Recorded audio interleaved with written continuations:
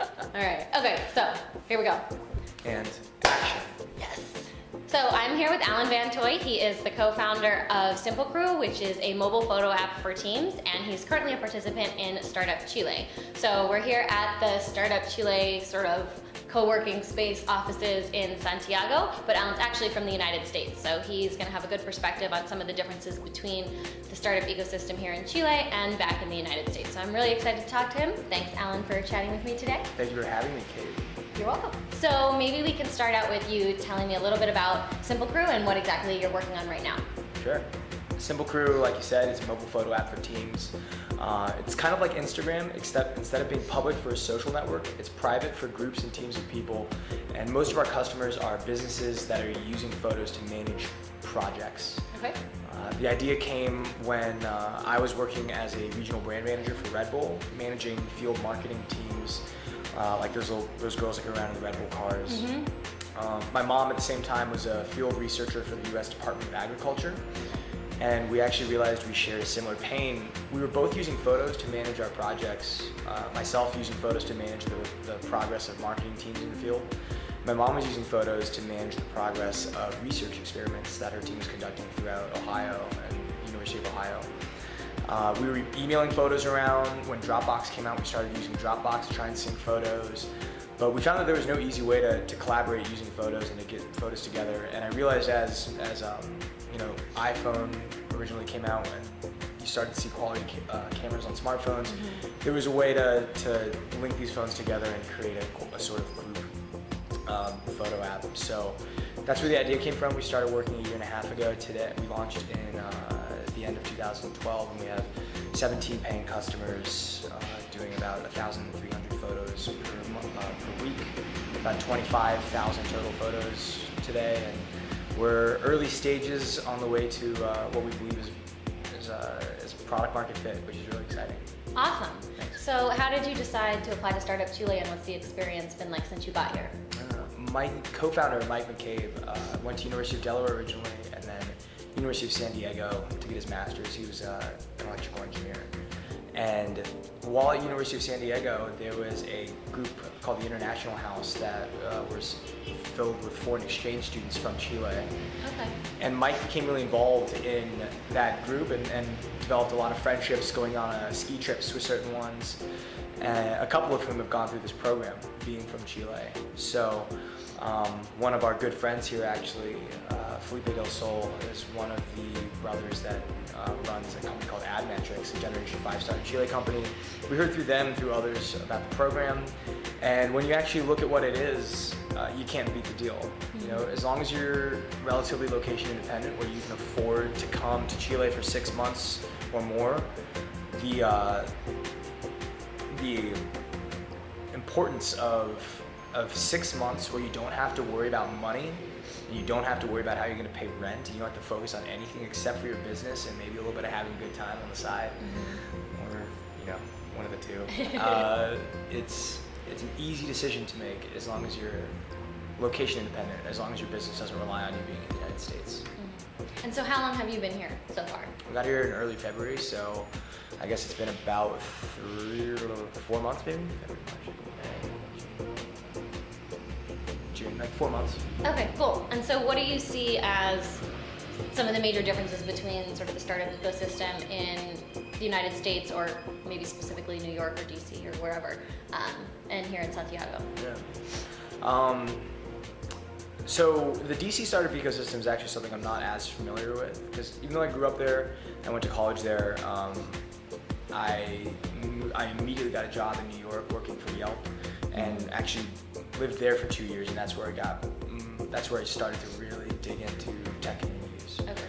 And the differences between the New York community and Santiago, I mean, you can almost intuit what the difference would be going from a city like New York to a city like Santiago.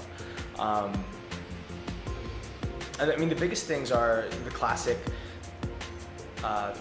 big pond, small pond differences. When you're just starting out at the early part of your career, and you're like us, kind of embracing a bootstrap mentality instead of like a venture-backed mentality. Money can really quickly solve your small fish problems, but when you're bootstrapping, one of the limitations that you put on yourself is you're going to do this light on capital up front. You know, you want to kind of be product like revenue funded or savings funded. Coming from a city like New York City, it's a huge startup ecosystem. There's a lot going on. It can be really hard to get traction, to build a community, and build relationships. In fact, that was one of the things about New York City in general. Building relationships and maintaining relationships was such a challenge because of the amount of things there were to do, the distance that separated you between people that, you know, your friends. And I guess the analogy that I always like to make is before working in tech, I worked closely with like emerging artists, like musicians, and a lot of them were thinking about career paths that would take them to, you know, one of the major music markets like LA or New York City. Right. And the advice that I always kind of shared was going from stop to first gear to second gear in one of these major markets is such a challenge because at the early stage it really is all about community. You know, the early adopters that go to your shows, or the early adopters that are using your product, or that are, you know, your early mentoring adopters. It can be hard to go into a major market and, you know, really, you know, plant your flag in the ground and define who you are when there's just so much movement and so much turnover and it's just intense. So you see, especially with like touring musicians, like what a lot of people are doing is they're starting from smaller markets, making a name for themselves. You know, Vermont down to Philly, Baltimore, Richmond, Virginia, are even down to like Asheville, North Carolina, are all great music markets that are fostering young musicians, and then they can build their base, get more leverage, you know, prove themselves and hone their craft in these smaller markets, and then go to the big markets. And I realized, I lived in New York for a year after starting Simple Crew, and I never drew that analogy yet until I left New York to come back home to DC before coming here, and I realized that's actually an apt analogy for technology startups as well. So it was a lot. Yeah. So besides maybe starting a smaller pond, what's your advice for aspiring entrepreneurs? There's so much. This flies in the face of some startup conventional wisdom, but we heard a presentation, our demo day, as you know, was last Thursday, and we had some terrific, well-accomplished speakers, including some investors, entrepreneurs, people that ran the whole gamut. And one of them shared an idea that's actually pretty popular in the venture-backed community of startups. And it can be easy with TechCrunch, with Business Insider, with Mashable, with all these publications that are running headlines about valuations and exits and how much startups have raised, to think that that's actually the game, to think that's actually the only game when it comes to technology startups. And it's important, I think, to recognize that that's not the only way that you can run a technology startup. In fact, a lot of what that forgets, and this is something that we look at to one of our inspirations in technology in general, in business.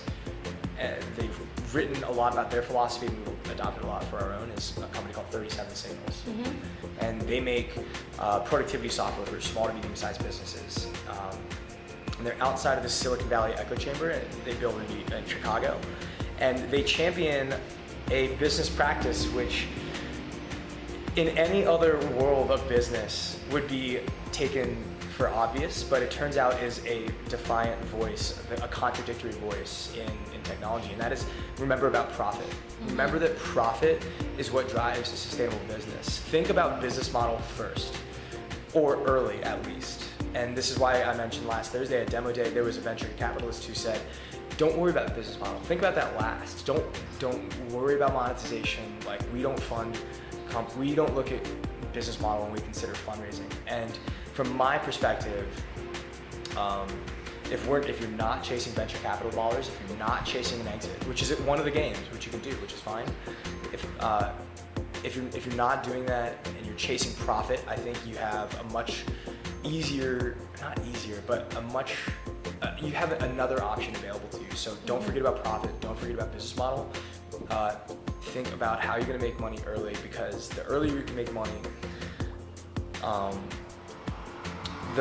the sooner you'll be able to get you and your co-founders to a position where your business is making enough money to support you, so you have unlimited runway.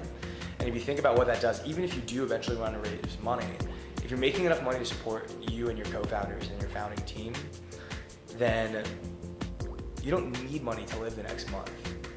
So it leverage sways at that point. Like if you have 6 months to live or 9 months to live and you're raising money, you're in a position of low leverage, right. So you need that money more. So you make compromises. You work with, you might work with investors you wouldn't normally work with, or you might accept valuations that you wouldn't normally accept, and you might compromise on your vision and the amount of control that you have.